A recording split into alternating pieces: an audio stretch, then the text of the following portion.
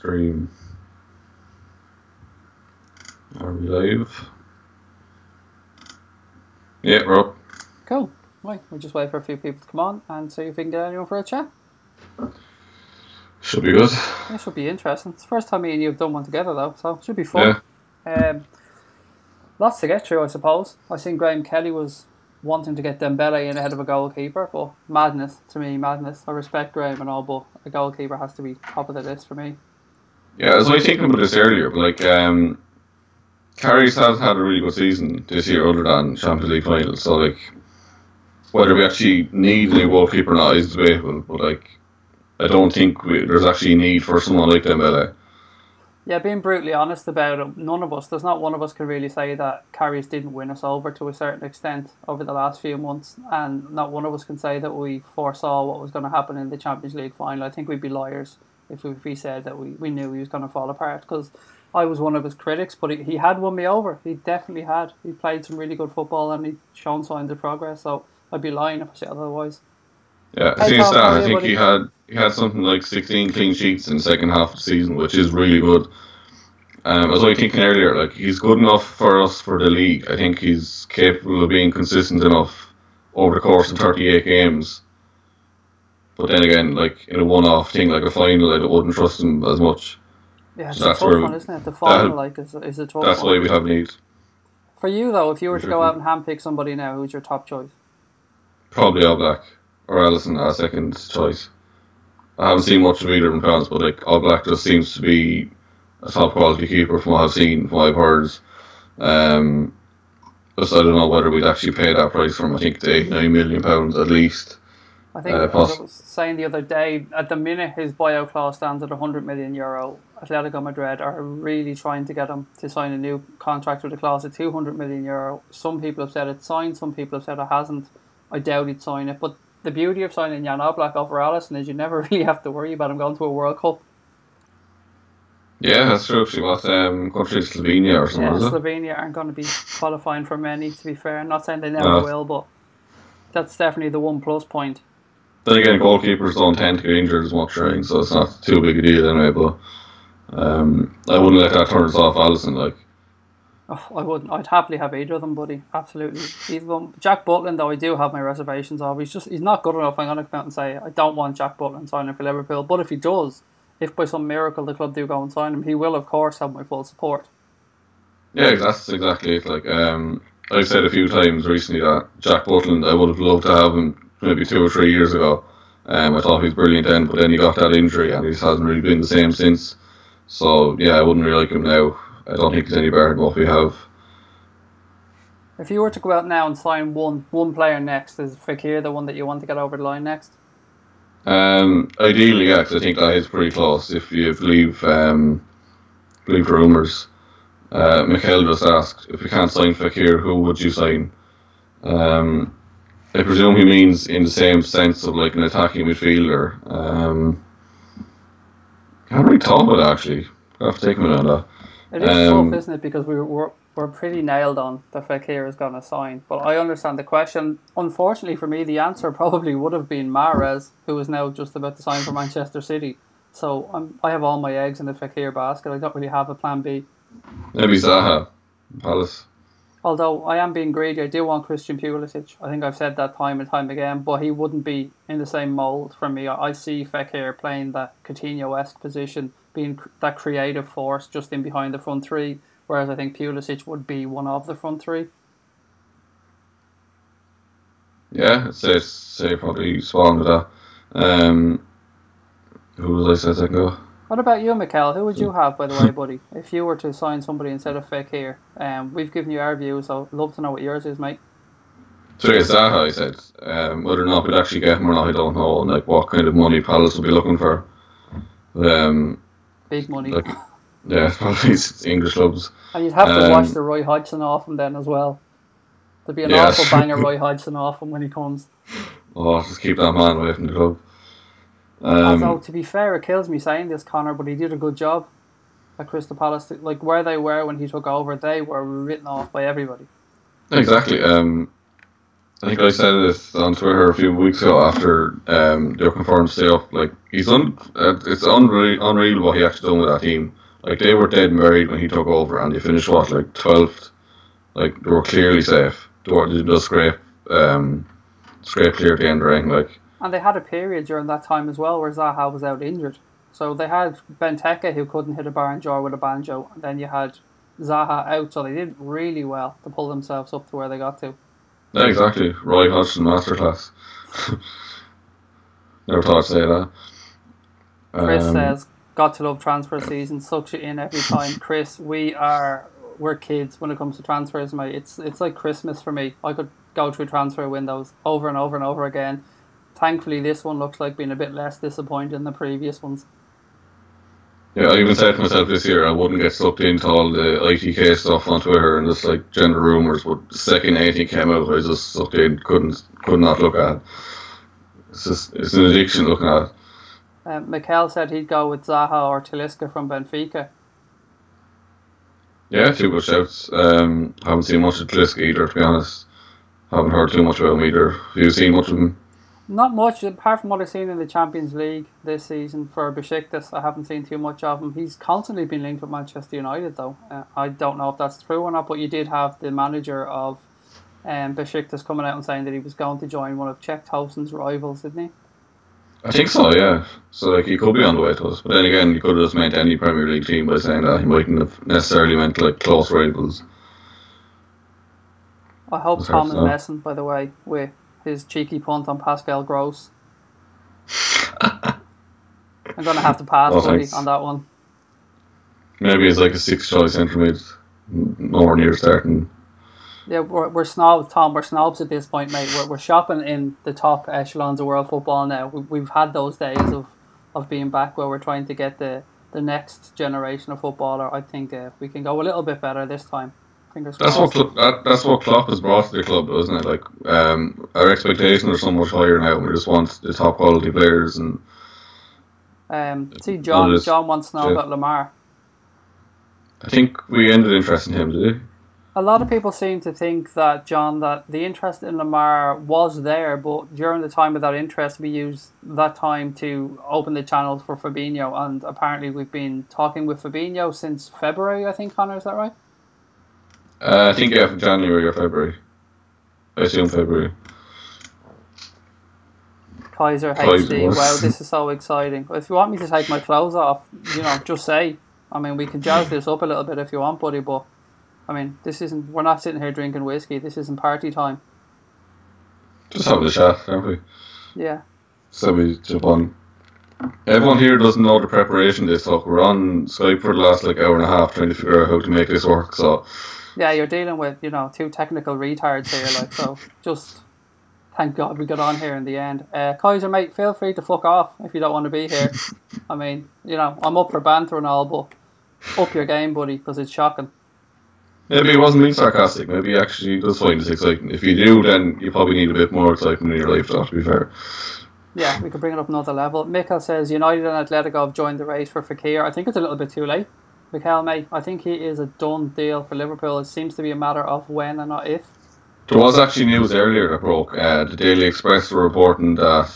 Sorry, that wasn't that. Bayern want Fekir, basically. And apparently that might be close, but I don't believe that for a second. I think he's definitely coming to us.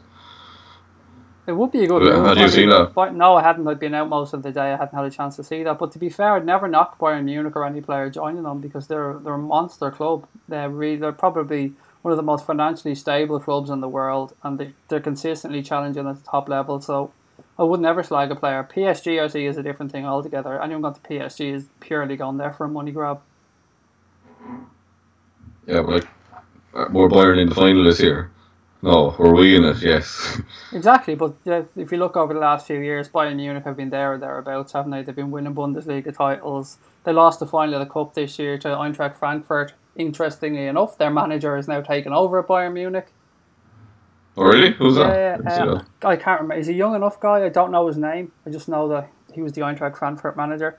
Heard Bayern now want Fekir from Fatal Frags. Yeah, Connor just mentioned that, buddy. I've been out all day. I haven't had a chance to read up on this and haven't heard anything on it. But you would imagine that if they are coming in from, it might be a little late I'd imagine that Liverpool have certainly done a lot of groundwork on this one.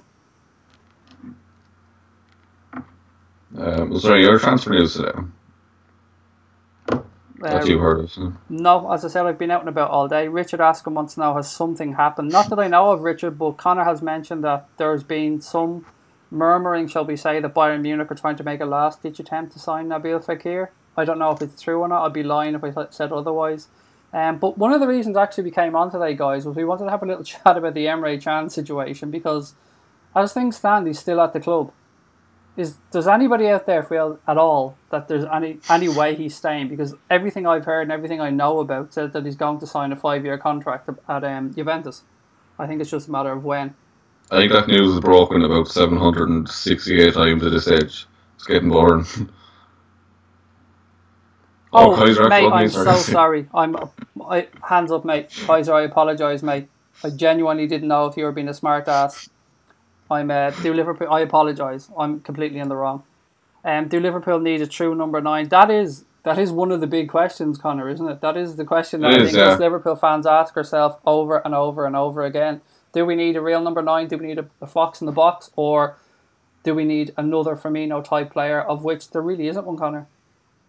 Not really, no. Like, if we did, was some rumours recently that we were after Lewandowski, or like, maybe not that we're after him, but there was rumours that he wanted to leave, so people just claim that we might be interested, and I don't know whether a player like him would fit into our system. It's like, the way that front three play, Firmino's is so instrumental into how that actually works, so I don't know how that would actually fare. Like, you look at when Ings or Solanke come in, it just doesn't have the same fluidity, I suppose. Maybe whether that's down to Ings or Solanke not being good enough, probably as well, but maybe just the system doesn't suit a striker like that. Same with Origi, possibly. One thing I always wondered, and we spoke about on our podcast, and maybe Richard or Mikel or Kaiser, you guys could answer this. Do you think that Roberto Firmino gets away with more than other players? He gets away with more fouls, and he gets away with a few things that other players would get booked for because he's a forward and people don't think of him as a dirty player? Because I think he does more than his fair share, Connor. I think he does, yeah. He's a real workhorse. He's like James Milner with skill, really, isn't he? And much whiter teeth. Much whiter teeth. I don't think anyone has much whiter teeth than him, though. Richard thinks we do need a number 9. And when you say a number 9, Richard, do you mean like a Griezmann, Torres type centre forward, or who would you be looking at? Oh, the Bad Elf is in. Nice to see you again, mate. Like a plan B up front. Their fullbacks will go across, so big striker that would be good in the air would be good. Well, we've seen the impact, Connor, that Giroud was after having at Chelsea. I know we play a completely different style of football, but he's had a fantastic impact at Chelsea. Yeah, he's a good option off the bench, isn't he? I was already thinking about this earlier, actually. Like, imagine having someone just random like Andy Carroll just to stick on. Obviously, wouldn't want Andy Carroll back, but like just to have a completely different option like that. A player I was thinking earlier, actually, I'd love to see at the club, even though he's been fairly shit this season, is Antonio from West Ham. What do you think of him? He's looked very good against us. He's a really powerful player. That's what I was thinking. We're going to need some more English players soon, aren't we? Like, you have to have a certain amount of English players in the squad, don't we? I think that we're okay on that one, as long as we have Lallana, Henderson, Ings, those type of players there. Yeah, but if some of them start to leave and we need to bring in an English player, I would like to see us get him for the right money, because like, he cover a lot of positions, and like I said, he's a completely different option off the bench. He's just like a tall, strong player. He can play either wing, up front. He can even play right back at times if we need them. Are we overlooking Solanke here, though, in regards to being that real number 9 that the guys are asking about? Even that possibly that target man, because he's a big unit. Like, he's still going to grow. He's still going to fill out as he gets older. Yeah, he's not actually that tall, though, is he? For like someone who's considered like a player who relies on his strength. He's actually only like 5'10" or 11, I think, isn't he? I'm useless. Don't ask me for stats. I think I've seen that. I assumed he'd be like 6'1" or 2", but he wasn't actually that tall. Did you see Chris said there, why do you guys think the team fails to build depth on the wings? It is a good question. You've got to... Ben Woodburn is going to come through as well in the next season or two. We had Sterling, obviously, who left. We had Ibe, who didn't quite make it and then went as well. And then we have the guy on loan that went on loan to Sunderland. What's his name again? Ejaria. Yeah, over Ejaria. He's he has to be pulling up trees. Is he? I think so. We also have Ryan Kent and Shea Ojo. Yes, Ojo. I always get Ojo and Ejaria mixed up. Apologies. Shea Ojo. Ojo that Fulham. Fulham again. Fulham, Sorry, yeah. was he Right, at and Wolves? Did he Ken. play at Wolves at one point? I don't think so. Kent was at Bristol City, I think. Who was at John Hull? John said Slanky's 6'2". I'd always think somewhere he was like 5'10". Maybe I'm wrong. If I am, then apologies. Who was at Hull? Hull, Markovic. No, just recently this season gone. We had a winger at Hull. Oh, Harry Wilson. Harry Wilson, yeah, he's another one, I suppose. But will any of these guys get a look in? I don't. And the honest answer is, Chris, I don't know. We don't really play with natural wingers as more our wing backs pushing forward. And if you look at it in that sense, we are quite well covered. We've two for each position. We've got we've got Kleiny, and we've got Trent Alexander-Arnold on the right, and then we've got Moreno, and we've got Andy Robertson down the left. So I think, are we confusing wingers maybe with the wide players in the front three, of which aren't even that wide, Connor, I suppose? Yeah, it's true. It's like, like in our front three, the two wide players tend to tuck in anyway and play central all the time. Like, you look at Salah, he's not really a winger this season, more kind of a second striker, inside forward, kind of like an inverted forward, I think you call it, isn't it? I don't know what the hipster name is this week. I mean, they were outside lefts and inside lefts, or outside rights and inside rights when I played. I think it's just like fairly central, like a left footer on the right or right footer on the left. John said, hopefully young Wilson will get a chance. Would we prefer that to Antonio? I personally would, John. I would like to see. Yeah, I would that too. Chance. I would prefer that too. It was just like Antonio was just a player I thought earlier on. Thought would come in handy as a squad player. Maybe not even him, but someone like him. Maverick said the issue we haven't seen Klopp adopt his tactics adequately to suit, say, Solanke, so we stick close players to fit that 4-3-3, and that is a fair point. That is true, but then again, when our 4-3-3 works so well, do we need to adopt it? Do we go all full on Pep Guardiola on this? We don't have a plan B, we have a plan A, and we have to make sure the plan A works, or make plan A better. Pretty much, I think. Wilson was our whole. Cheers, Mitchell. And Richard said the same. Thanks, Richard. I can't see us spending big money on a keeper, so we need to get our heads around the Butland signing, as the bigger money will go on the attacking players. That's from John. I don't know. I can't get my head around Butland, John Paul, mate. I really can't. Can you? Honestly, like, would you be happy if we went into next season with Butland and Karius as our first two? Connor, would you? I wouldn't. I wouldn't. No. I'm okay with having Karius as our number one or two, but I think we need someone at least as good as him. Because Mindla is leaving, isn't he? Or he's definitely. Probably. I wouldn't be surprised to see him possibly make his way to Napoli. Napoli seems to be the team looking at him. Maverick has made a really good point there. Can we please replace Moreno? It seems an obvious thing to do, but Alberto Moreno, I just don't see a future from unless Robertson gets injured. My thoughts on Moreno have always been that I think he should be playing further forward. I don't think he's a left back. I think he should be playing kind of like Mane's role nearly. Jesus, or if you're playing, come on, he doesn't know. It's not instead him, or like obviously he's not as good at finishing, but like if we're playing maybe a 4-4-2, I'd put him at left mid rather than left back. I don't think he should play at left back at all. Either that, or he needs to go somewhere like Real Madrid and playing the Marcelo role, where he doesn't really have to worry about defending too much. And exactly. Just play that attacking wide back. Just don't think he suits the way we play at the minute. Richard says, look at City, who have Sterling, Sané, Bernardo, Aguero and Jesus. This is the kind of options we need. Yeah, I wouldn't argue with that, but we don't have the money that Manchester City have. I think Klopp is trying to do things cleverly, and if you look what a net spend, it was 18 million since Klopp has come in. Something really small like that, yeah. Compared to Manchester United's, I think it was around 429 million. So the business that Klopp is doing is really good. We mightn't be getting there as quickly as Manchester City, but I do agree, we're certainly one or two forwards short, Richard, mate. I wholeheartedly agree. It's just I don't think we have the money to just go and throw it down on the table when we need to strengthen the goalkeeper position and possibly a centre-back and maybe even another midfielder.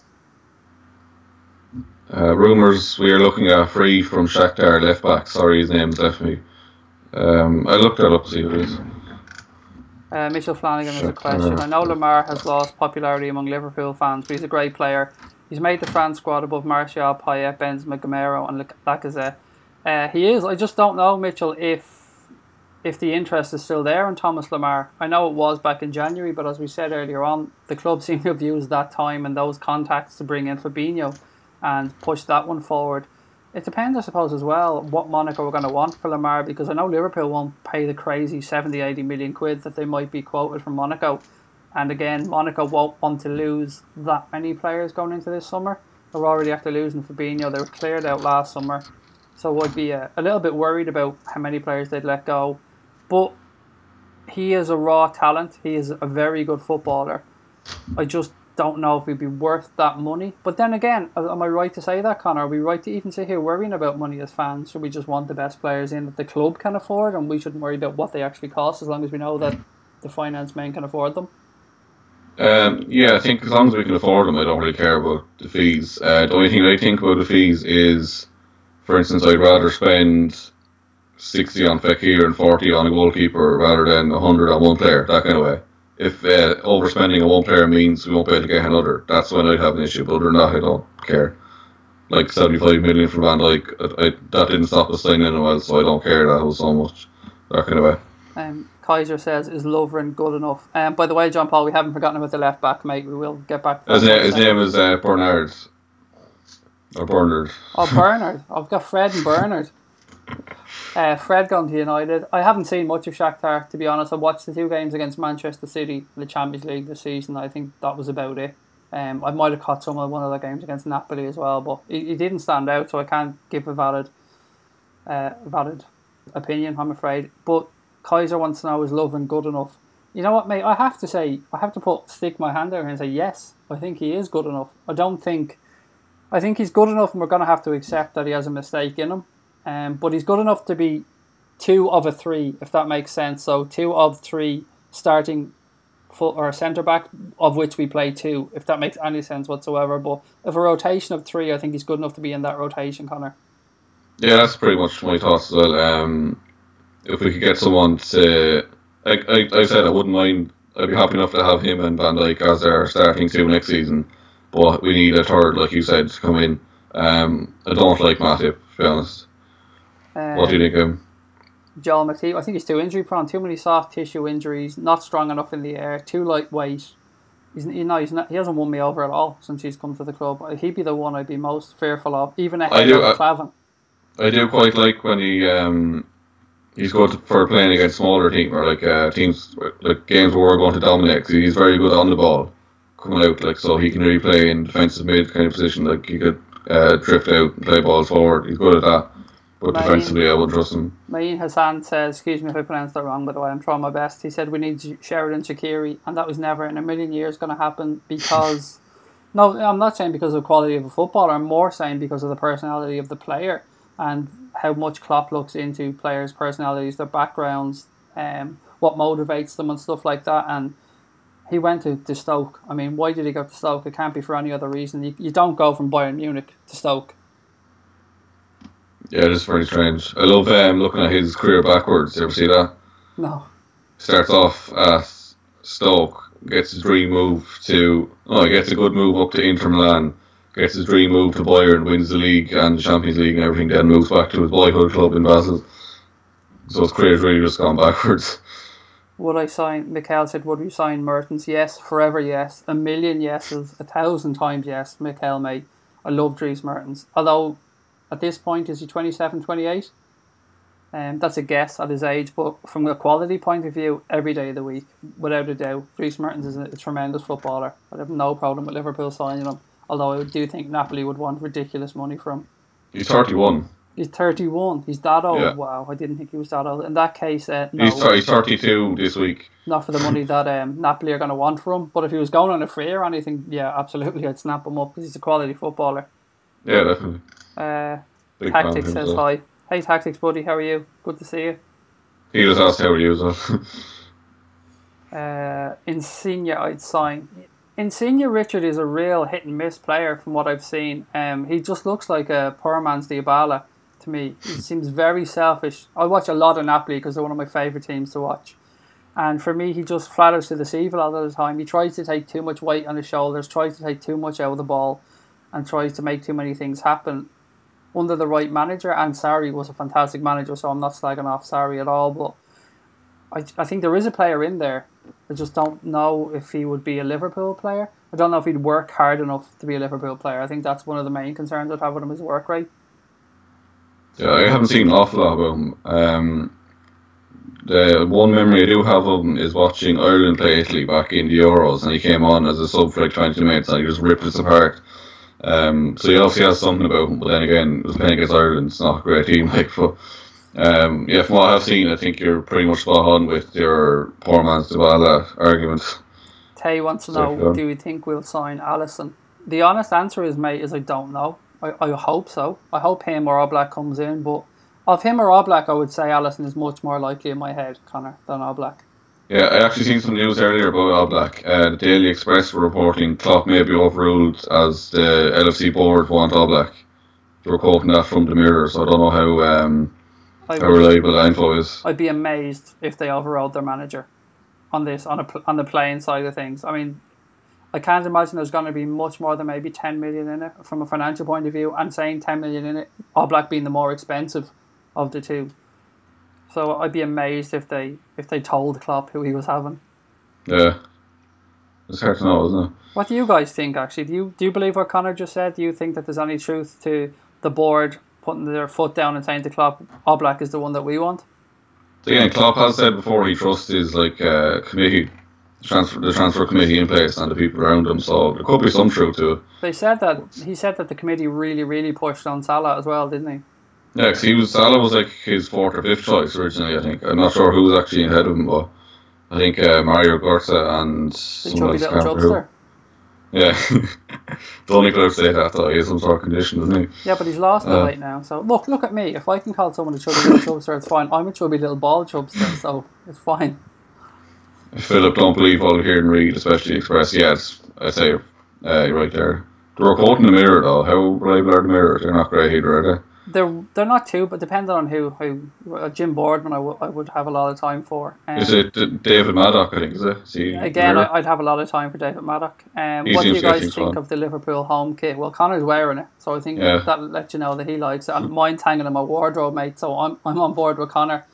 I really like the home kit as well. I love it. I didn't like it that much at first when I seen the pictures, but once actually seeing it in person, I thought it was lovely. Yeah, it's one of those kits that does feel better and look better in person, doesn't it? Yeah. The big thing for me was the colour. I don't think it looks right with the button close up. When it's open, I think it's a lot nicer. So I'm raging. I bought mine when it first went on sale, and I couldn't get the Champions League badges on it because they were waiting to see obviously what happened with this season, whether we'd have 6 on it next season. But I got the Premier League badge when I really wanted the Champions League badge. So next time we're going over, get it. I can't put it on. There's nowhere to put it.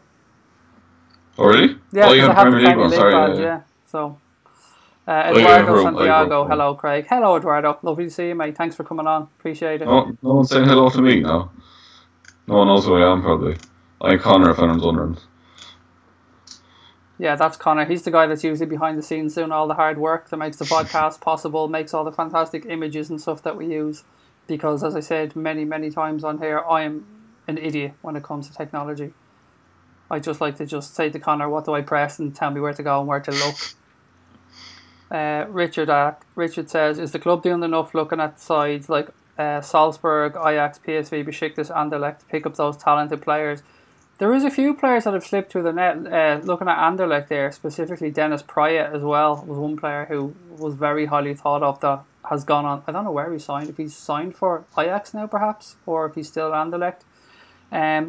I think the problem being, Richard, and we've seen this with Sadio Mane, Connor, didn't we, when he was at Salzburg? Sometimes the clubs just don't want to take that gamble, and they look at it and say, well, look, in Sadio Mane's case, he came to the Premier League with Southampton, and the club gave him those couple of years to see how he got on, and I suppose it's a calculated risk to see if he will progress enough and if we can still afford him, or if you take that gamble. And from our point of view, it seems to be that we're almost allowing other clubs to give him that extra year or two, or those type of players. Yeah, it's like you said, is risk is leaving him off, or just if you brought him in from a league like what's the Austrian league Salzburg are in. If you look at Salah, say he was brought in from the Swiss league to Chelsea, didn't do well, got sent out, came back and played brilliant for us. Like, and then if we gotten him from Basel back then, maybe we would have had done the same with Chelsea and sent him off, and he could have ended up at Chelsea or Man City this time.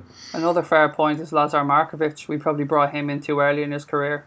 Yeah, exactly. If he'd come straight to someone like a Southampton, then maybe could have been a completely different story. I don't know. He hasn't looked great at Hull either. Or we had to buy Chelsea out of his contract as well. Chelsea owned a stake in him at the time. We had to buy Chelsea out to make that deal possible. Markovic? Yeah. Really? Yeah, Chelsea had first refusal on him. I think they had a 30% clause or something like that. The fuck? It's really weird. We love it, Connor. There you go. Look, fan mail. Thank you, Tactics. Do you know his real name now? No, I don't. Kaiser wants to know who will be our regular midfield starters. The honest answer is that I guess it depends who we're playing, because I don't think you're going to see the same three midfielders for every game, both from a rotational standpoint and from an opposition standpoint. Sometimes we might play with two deeper line midfields, which might see Henderson and Fabinho with maybe Fekir ahead of them. You might see Alex Oxlade-Chamberlain play. I suppose it's horses for courses, Connor, isn't it?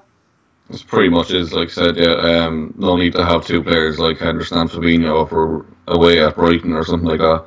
But then again, if we're away at Man City, maybe, you could be need for two players like that. Richard says we could sign them and loan them back. Yeah, see, Chelsea are the masters of that. Chelsea bring in a huge portion of their income from buying the type of players that Richard's talking about, loaning them at the European clubs.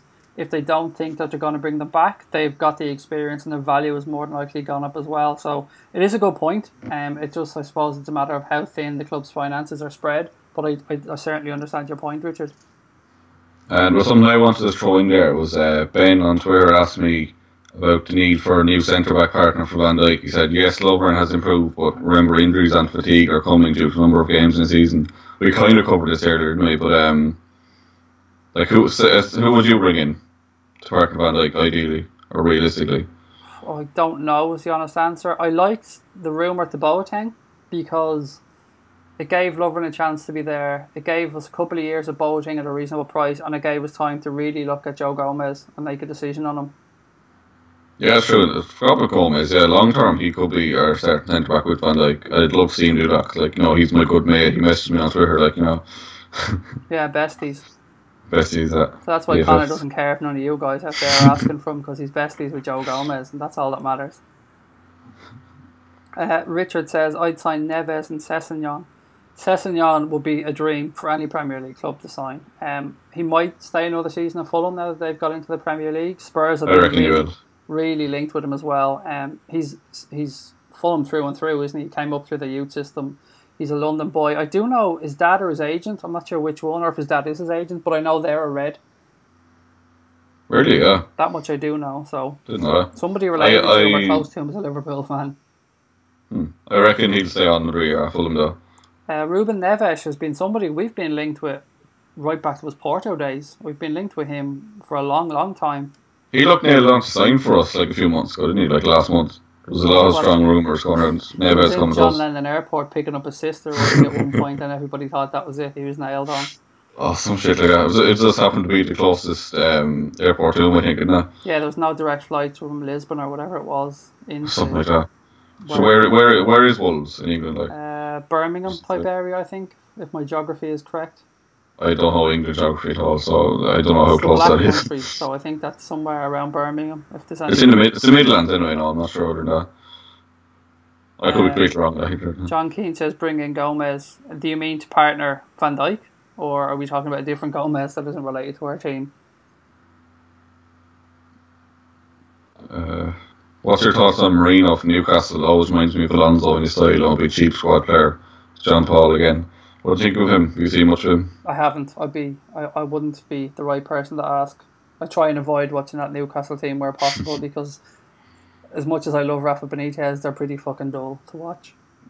Yeah, we were saying about Hodgson earlier. We have to give Rafa some credit as well. He's done a lot with a very limited squad and budget. Oh yeah, well that's it. I'd say Crystal Palace have a Premier League squad. I'd say Rafa has a high-level Championship squad. Yeah, he did really well. What did he finish 11th, I think, is it? I don't know, 12th, 11th, 12th, something like that. Really good, either way. Richard says he likes Vestergaard at Mönchengladbach. He's a left-footed centre-back. Again, not somebody I've seen too much of, to be fair. I have watched Mönchengladbach, but generally I've been looking to see Torgan Hazard playing in that. I wouldn't really be paying much attention to the centre-backs. Do you know much of him, or anything of him, Connor? Literally nothing. I think he's Danish. I think that's all I know. young French centre-back, Benjamin Pavard, is linked. He played tonight, looked very decent. Never heard of him. Didn't get a chance either to see that France-Italy game, to be honest. I think France won 3-1, if I remember the score correctly. Umtiti scored, I think. Griezmann scored a penalty. And was it Dembele that scored the third one? And I think Bonucci might have scored for Italy. That could be wrong, but as far as I remember, they were the goal scorers. But I didn't see the game. I think he scored. So who would you get as centre-back? Yeah, it's a tough one. I said I'd probably give Boateng a run if he was available for a reasonable price. Considering his age, you wouldn't want to pay too much for him, but it would give us that option. I think they're looking for £40 million, isn't it? That's a lot to pay for some for £40 million. Then again, like a centre back can play to a fairly old age. So yeah, but we need the experience in the dressing room. Like, yeah. Jonathan Tah as well is another player who's been mentioned a lot over the last couple of years. Yeah, he's really young. I think he's 22 or something. He'd be good value for money as well if we could get him for 30, 40, 50 million. Good. Could this be the summer that we finally signed Semedo? He's on a plane, mate. Definitely, he's on a plane over from Benfica. Was it at the minute? I think I seen him in the back of that Mercedes van there earlier on. Semedo, God, he broke my heart. I was at the game in Anfield where he scored a belter on Benfica, beat us 2-0. He was a quality player, actually. Really liked Semedo. Semedo Sabrosa, I think his name was, if I remember correct. What else have we got? Semedo, what a player he was. Someone said something about Valencia centre-back. Who's that? We originally went for Salah, but were gazumped by Chelsea. I wouldn't really say we were gazumped as so much our board were taking the piss with what they were offering. Back then, we were notorious for the way we were trying to buy players. I think we offered something like 8 or 10 million for Salah back then, which was ludicrous. What did Chelsea pay for him? 16, maybe. Is that right? 16, 17? It's pretty good. Bargain for them, really. But yeah, we certainly made a show of ourselves, Maverick, in that regards to try and get him from Chelsea. Who's the guy Valencia everyone talks about at centre back? Abdenor, so he said. Oh, Abdenor, sorry. Haven't seen much of him either. Fekir today medical true? I'd imagine no, because was he not with the French team? And I can't imagine if he was with the French squad that he would have been let anywhere near a medical today. The main thing we have to realise, we're now shopping at Harrods since Klopp came in compared to Lidl for the first few years. That's why I said earlier, yeah. He's just completely raised our expectations on like our performances and the players coming in, which is brilliant. Like, he's completely changed the club since he came in. Like, about 3 years ago we were losing Stoke 6-1, and now we're just after being Champions League final, signing Fabinho out of nowhere, like a top quality player. It's just insane when you think about that. That reminds me, actually, I want to ask you guys, Klopp can be quite stubborn at times when he wants a particular player. We've seen it with Virgil van Dijk. We went through an entire window and an end of a season where we thought we were going to get a player. We didn't get the player. We obviously needed the player. Would you guys be happy for Klopp to wait to get the right players if it took us to the January transfer window again to get maybe, now I'm not saying all of our targets, but maybe 1 or 2 of them over the line, or would you want us to strengthen up this window? What about you, Connor? How would you feel on that? On Klopp wanting his main targets. And not budging until he gets them, or? It is a bit frustrating at times, because, like, say with Van Dijk, if we'd gotten him at the start of the season, we could have maybe finished second or third, and maybe he would have settled in more, and we would have, gone to win a cup or something that way, I don't know. But I do like his approach that, like, he has a player he wants, he knows he'll fit in, he'll do well, so he waits and gets that player, which I do like, but it's a bit frustrating at times, but I wouldn't give out too much about it. Kaiser says Fekir wants us, right? As far as we're aware, yes. Anyone we've spoke to, any journalists we've spoke to off the record, or friends of ours that read much more than us from foreign newspapers and stuff, they've all said it seems to be a matter of when and not if for Fekir, but everything is possible in football. We've seen transfers change at the last minute on numerous occasions. But if I was a betting man, I'd certainly put my money down on it. Would you? Yeah, I think we would. Actually, do you know what, guys? Well, I have you on here. It's a huge topic and one that riles people up every transfer window. What do you guys think of ITKs? What are your takes on ITKs? And who to you are the biggest, I won't say culprits, but who are the biggest ITKs, or who would you go to for your transfer information? I always found Graham Kelly to be fairly honest and forthright in what he says. He might not always be right, but then again, nobody is. Also, Macca on the Liverpool transfer rumours page is very good, but other than that, I've tried to stick to journalists, but I'd be interested to see what you guys think, if there's anybody out there who you think is particularly bad at it or particularly good at it. I can think of a few people, but I don't want to mention names, Yeah, it's not right for us to start calling people out, so we'll try and get other people to do that. James Pearce, well, you can't get much more reliable than James Pearce, Melissa Reddy. Good old Jimbo. Yeah, Jimbo. Jimbo's Connor's mate as well.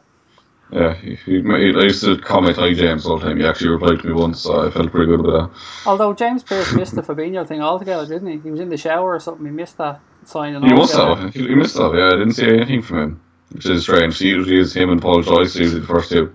Yeah, Paul Joyce is another fantastic. And Melissa Reddy as well. Sky Sports are the worst. That's something I want to talk about actually. Sky Sports are always on about their sources. Like, they're literally just news breaks on Twitter, and then 5 minutes later they say they get news from their source that are saying, I'm 100% convinced they just look at Twitter and just say their sources. I'm 100% convinced as well that they shouldn't be allowed to have a bookies. I've said this time and time again. I've said that to you before. How Sky Sports are allowed to manipulate, they don't manipulate markets, but they could potentially manipulate markets if they so wished, and I'm not saying that they do, and then take money off people. Like, all it would take is for them to come online and say, we've heard that Nabil Fekir is interested in the move to Arsenal. And then the market opens on Arsenal, they take in a lot of money, and then he ends up at Liverpool or Bayern Munich. Now, of course, I'm not accusing them of doing it, but it just baffles me that they're allowed to be in two markets like that. I actually seen earlier, James Maddison at Norwich, he was linked with us. He's also been linked with Everton and Leicester, and apparently they brought some news that Everton were favoured to sign him, but he was still at 33-1 to sign for them. And then news broke about an hour later that apparently Leicester were after agreeing a fee or something like that, which seems very dodgy to me. Everton were linked as well with Maddison today.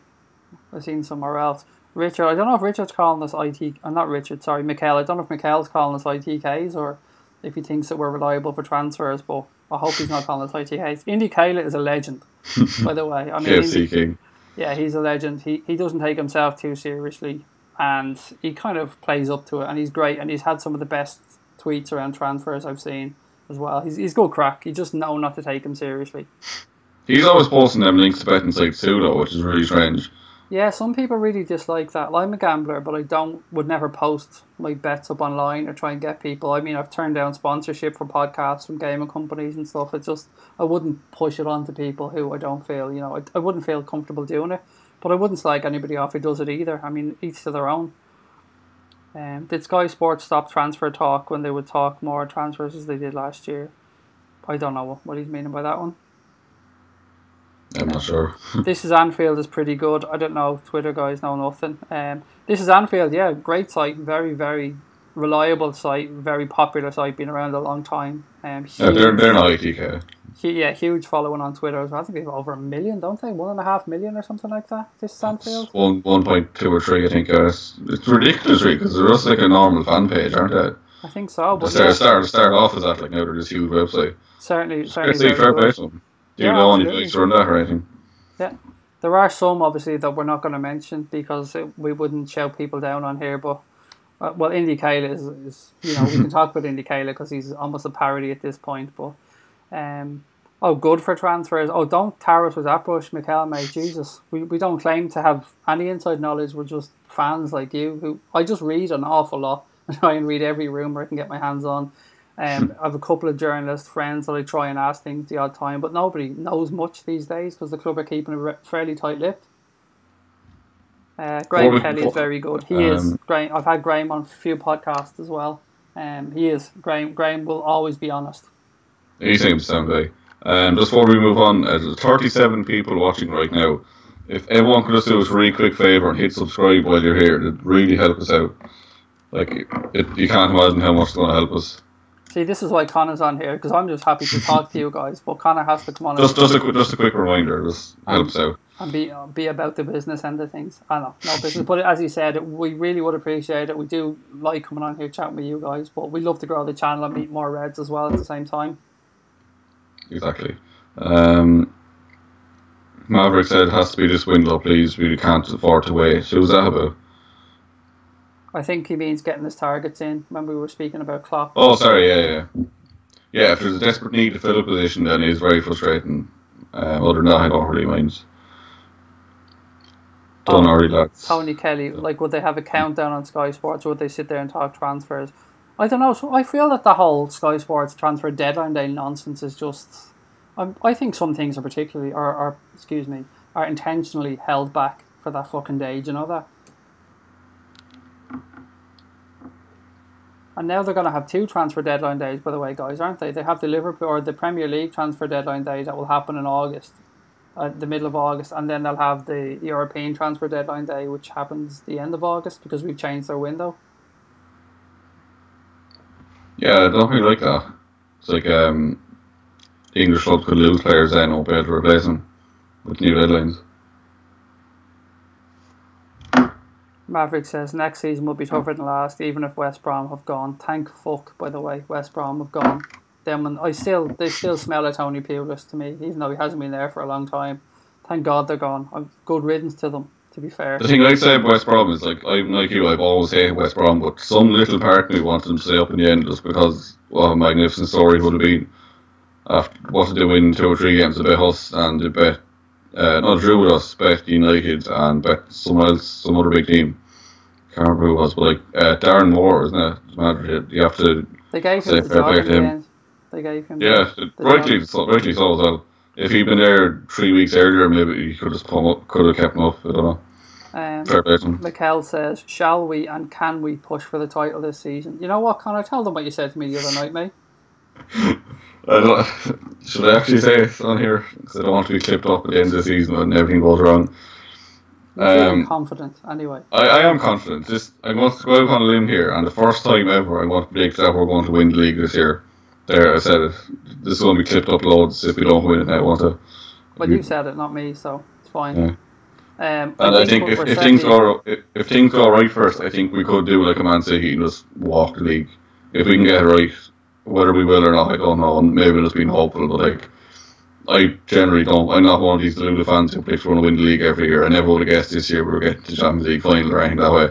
I just feel really positive about next season with the new players coming in midfield. What I'd say from it is I wouldn't expect Manchester City to hit 100 points again. I'd expect the league to be a lot more competitive next season. That's the thing. Like, since Man City's was like 14 game win run for Christmas and ridiculous like that. Like, once that run actually ended, we've been pretty much keeping up with them in terms of points. They're only like 6 points ahead of us based on the last like 19 games or something like that. So like, it's not that unrealistic. As long as they don't go for a mad run like that again, we have every chance, I think. The Bad Elf said, would we take Rondon as a backup option? No, mate, not even. No. I know West Brom fans who hate the guy and said he's absolutely useless. I do like that clip though. Who was some Sunderland player or something, like ran into him and he like flew up in the air and he caught him and flipped him back over. So like he's a nice guy, obviously. We went into him as well before he went there years back. I don't think there's any serious links snapped those there. Brian Singston said, would you take Dembele on loan if there's an option to sign? The problem with that, Brian, is I believe when Barcelona are offering him around, which they are at the minute, they're willing to let him go on a 2-year loan, but they do want to claw back most of the money that they paid Borussia Dortmund from, and I can't see anybody in their right mind agreeing to pay 130 odd million euro for him at this point in time. He's not worth it, but he's a quality player. The money will be the only problem for me, signing him. Why did they pay so much for him? Like, he was never worth that at the time. They were desperate after they lost Neymar. They had to bring in players to satisfy the fans. This is why they went so big on Coutinho as well. Yeah. What was that, like 180 million between two of them or something like that? That's ridiculous. More. Way over 200 million. Way over. It's like a 280, is that, isn't it? Yeah, or 140 each, I think. It was ridiculous. Some stupid like that. We should sell Sturridge and Mignolet this window. Excuse me. I agree, Tony, mate. Both of them. I'd like to see them moved on. I'm not going to slag either of them off. My thoughts on Mignolet are widely known. And Sturridge has just been unfortunate with injuries. He's on like 150 grand a week, isn't he? If like he was on cheaper, then I still couldn't keep him. He's too injury prone. But who would take him? Like, who's going to pay them kind of wages for him? I don't know. He'll have to take a serious call if he does move back. What does he have left in his contract? He couldn't have more than a year or two left. I'd say a year or two, yeah. Well, I can't see he's holding on to him any longer. I think James Pearce actually came out and said that he would be sold, or one of the rival journals, can't remember who was. Richard says Dzeko is a different option, wouldn't be bad. How about Moussa Dembele from Celtic? Dembele from Celtic's a great talent, but I wouldn't have watched enough of him to give a fair view. And Dzeko, he's a quality player. He is a quality player, but I'd imagine he'd be very expensive and also getting towards the end of his career. And he wouldn't be happy to stay on the bench, like the bad Alfred said. What else have we got? What else have we got before we finish up? Everyone liked him for backup since we've seen him against us. Yeah, to be fair, I would have said before this season with Roma that I wouldn't have thought that much of Edin Dzeko. Even at his time at Manchester City, I wasn't really a fan of his. And I thought that last year, his good season at Roma was more down to Salah. But in fairness to him, he backed it up this year, hasn't he? He's been really consistent and he doesn't need much of a chance to score. As we've seen against us with them goals, quite the whole game he gets half a chance and he puts it away. He's clinical that way. Like, I don't think he'd really suit our style of play. Ravi says, Lallana is 30 and on 110k a week. I think we need to consider letting him go. Midfield is fine without him. He is the player who I mentioned I would probably consider most in danger in that Liverpool midfield. We could probably still get good money for a Premier League move from now, Connor. I'd imagine we'd get 30 odd million from if we were to sell him to another Premier League club. I'd say 25, 30 million. But like people say midfield is fine without him, but what people seem to forget is that this year we had a lot of centre mids, but a few got injured and whatever, and by the end we had absolutely no choices left. So I don't think we should be actually selling players this season. I think we should be trying to just concentrate on getting in depth. So that's going to be very important next season. We are going to push for the title. Also, while we're on, we spoke about subscribing to us. Pop over if you're not already subscribing to our mate Daz over at On The Bench LFC, another fantastic YouTube channel, good friend of ours, does our podcast. We can't sing his praises highly enough, so I'm sure most of you guys have probably subscribed to him already, but if you're not, please do go over and check him out. He does a lot of live streams too, so he might even be live now, I don't know. Pop on over to his channel after this. Don't leave now, wait till we're on. And make sure you've hit the subscribe button if you are leaving. Yeah. Anything else we want to talk about before we finish up? I just want to bring up the captaincy. If Henderson is going to be rotated out of the team next season, what do you think on that? Should we be looking at making Van Dijk captain or someone else? My thoughts on this would be that I want Henderson to keep the armband even if he's not going to be on the pitch, because I think it's more of a club captain thing, and maybe if he's not playing, Van Dijk gets the armband, fair enough, but I think he hasn't done anything to deserve losing the captaincy of the club. That's what I was thinking, yeah, but like if he's not playing week in, week out, then should he really be club captain? Well, like he can still be a leader in the dressing room without being captain.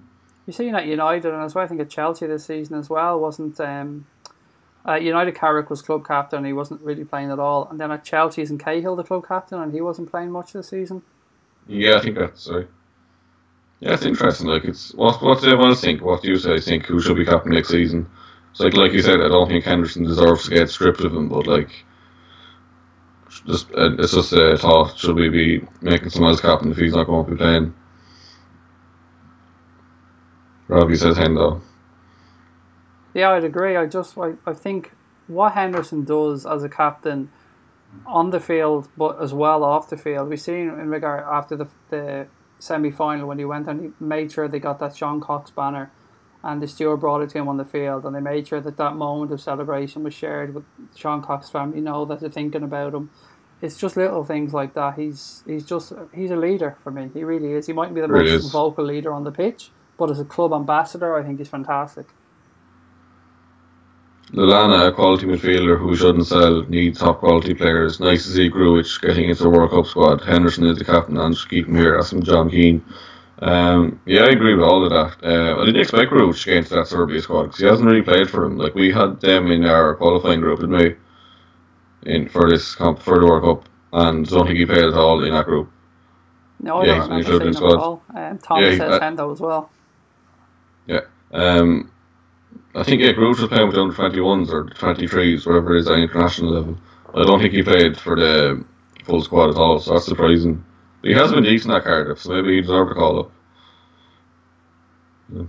What do you think of him for the future? Do you think he has a future at Liverpool or? I hope so. I really do hope so. I don't see him having that future this season though. I think it'll be another loan for him, and probably the right move. To the right Yeah, club, I I think imagine would be so. important, but I think he has a big future in football. I mean, he's got all the attributes to be a destroyer in midfield. Yeah, I've always had big high hopes for him, but like he hasn't really shown as much. During pre-season games, he's been brilliant. I But like the what we've fact he has a seen, bit of a nasty streak in him as well. yeah, I do and I don't. It's like, um, you want a nasty streak, obviously, but you don't want a player who's just stupidly getting yellows and reds the whole time. At the same time, there's the right amount of nasty. Whether he has that or not, I don't know. We have to see more of him, but I think Naby Keita's going to hopefully be good. walking that line, to be fair, this Yeah, season. possibly in line at times if you just get sent off. Yeah, we're Even though going I to think. have to accept he's going to get a lot of yellow Mm. cards anyway. Then again, was he just angry this year because he didn't get his move last summer? Yeah, we've seen that a lot. We've seen it with Origi as well when he had the deal agreed before he came to us. That season that they spend at their parents' club before they come over, they never seem to give 100% or be the same player they were before we signed them. Yeah, exactly. Like, I think Origi was voted in the worst team of the season for the French league that year, wasn't he? They come over to us and play decently in his first season. So yeah, like you said, they just doesn't seem to work loaning him back. Then again, Keita has played well this year, other than the red cards. So maybe not. I don't know. Ravi says that he feels there's a strong sentiment towards English players, i.e. Hendo. Well, we're both Irish, so we've got no affinity to the English team or anything at all. I just think Hendo's a great captain, but certainly in the British media, there's certainly one rule for the foreigners and one rule for the English players, especially when it comes to diving and things like that. Just look at Sterling now, all the shit he's getting recently for no reason. Ridiculous. Over a tattoo on his leg, that's completely his own business. Yeah. I even seen earlier was an article about how the English kits are being made in like sweatshops in China, and it just for some reason shows put a picture of Sterling wearing it. Whether that's a coincidence or not, I don't know. But like it seems as if they're just trying to tarnish his image even more by putting more negative stuff around it. The English media seem to try and like poke holes in the England team before every major tournament and try and Yeah. cause disruption to the team. I don't get that. What's the idea of that? How's that going to help anything? They won't. But then they can say that they were losers again. They didn't achieve. They underachieved. Sell more papers. Make people angrier. It's just you're not allowed to be happy in the world anymore. I don't get it at all. Stupid. Should be building that team up. Like with someone like Harry Kane up front, you don't know what could happen. If he was in any other country, I'd say they have a chance of going far just because of Kane. But since it's England, I don't think they'll do anything. Right, shall we leave it there? My battery Yeah. thing's about to die. Yeah, that's good. Cool. Thanks, guys. We Sure. really appreciate you popping on, giving us some questions, having a chat with us. It's great fun to chat with fellow Reds. And as Connor said, if you haven't already, then please do hit that subscribe button. Or if you're chatting in chat rooms with other people, let us know about the channel. Let them know about the channel, I should say. Yeah. Cool. Cheers, guys. And until next time, up the Reds. Thanks, everyone.